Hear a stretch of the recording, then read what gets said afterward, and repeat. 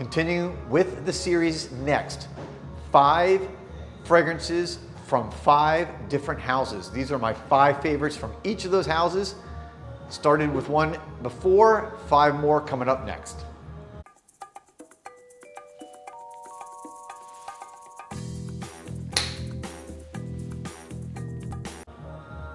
Welcome back everybody to JoelTheNose here from Osme Perfumery, again in Miami, a beautiful day. And I'm gonna continue with the series that I just started, a new one.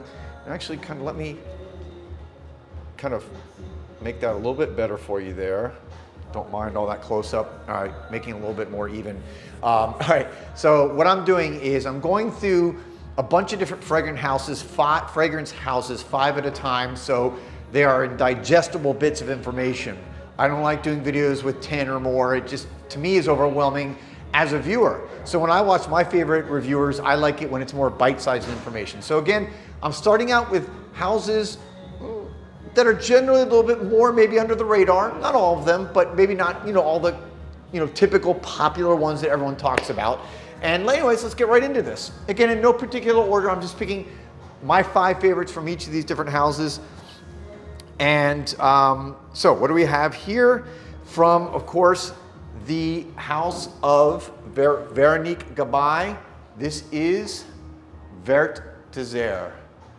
Vert Désert is probably an interesting choice because there's so many good ones. I've talked about La Pointe G, the newest one.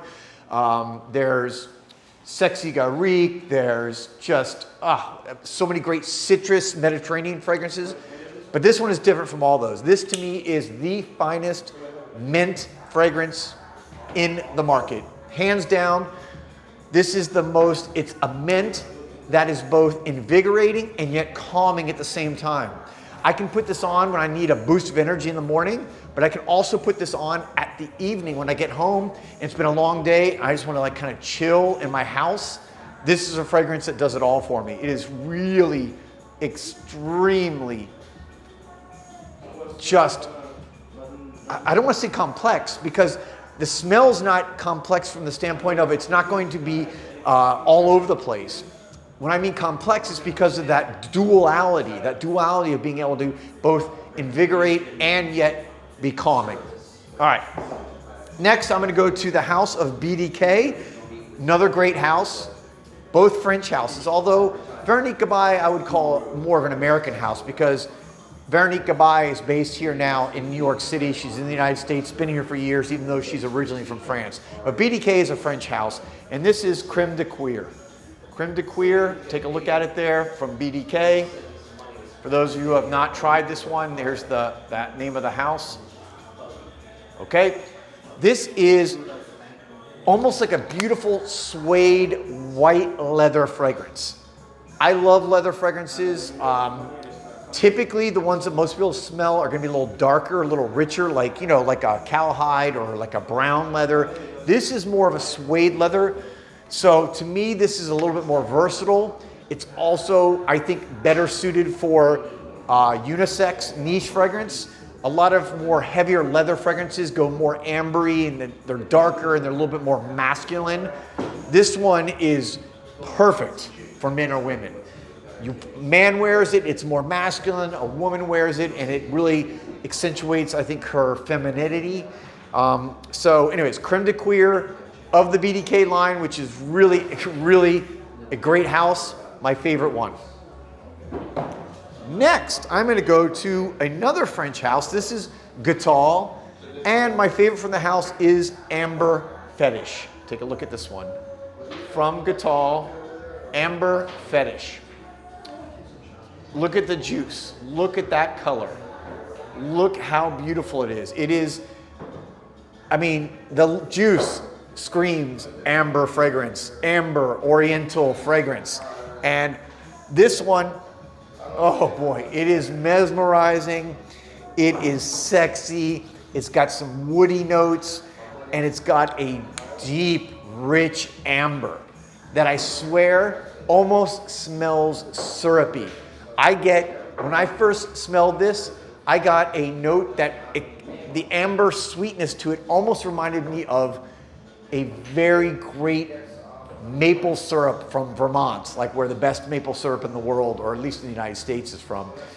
It's warm, it's rich, it's thick, it's a little sweet but not too sweet, and it's just an amber explosion on your skin. So if you love amber and you want an excellent French perfume, again, try Amber Fetish from Goutal, my favorite from this house.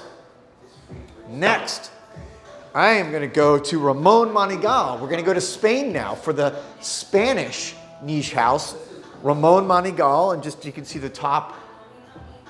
That is how the top of the caps look.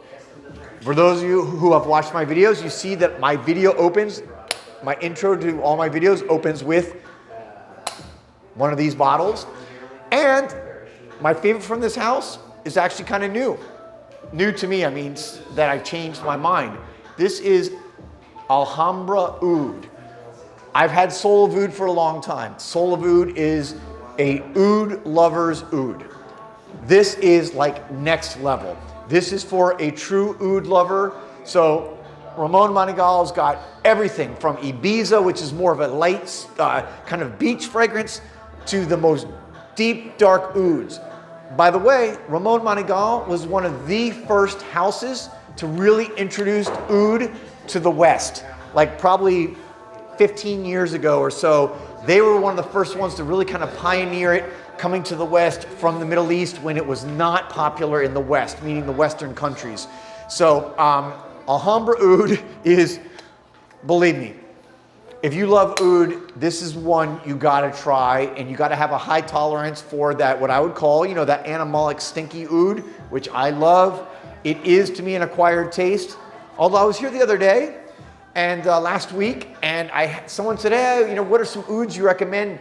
And I always start out, you know, with ones that are easier, but then I could tell they had a high tolerance for oud. So I gave them this and they were completely blown away. Totally in love with this Alhambra Oud. So there you go. Last, but certainly not least, in one of the newer fragrances to come out, Marco, is L'Arc. And this is the French. So I got, by the way, 4 French houses today. This is L'Arc. You could say L'Arc or L'Arc, depending on the pronunciation. And this is their newest. It is Chrysolite. I've talked about this one more recently because it is one of the newer fragrances, and I just really love this one. It's got leather. It's got just,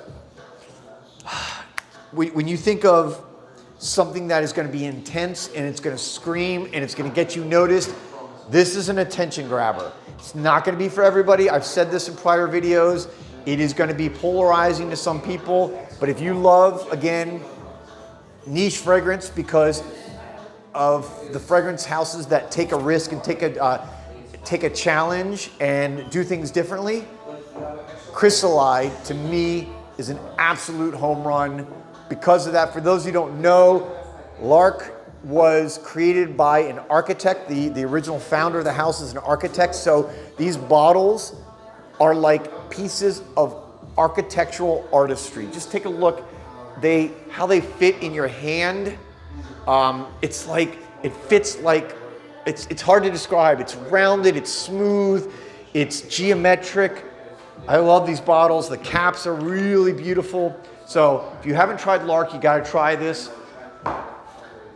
Chrysolite, my favorite from the house right now. Love other ones. Argentum is really popular. I've, you know, there's some of the feminine ones I actually really like too for women, but Chrysolite. So there you have it, my 5 favorite from 5 different houses. Continuing my series, I'll do some more videos coming up, highlighting other fragrance houses and introducing you guys, hopefully, to maybe houses you don't know that well. Thanks for watching. I'll be back soon with another video. Peace, love, and perfumes.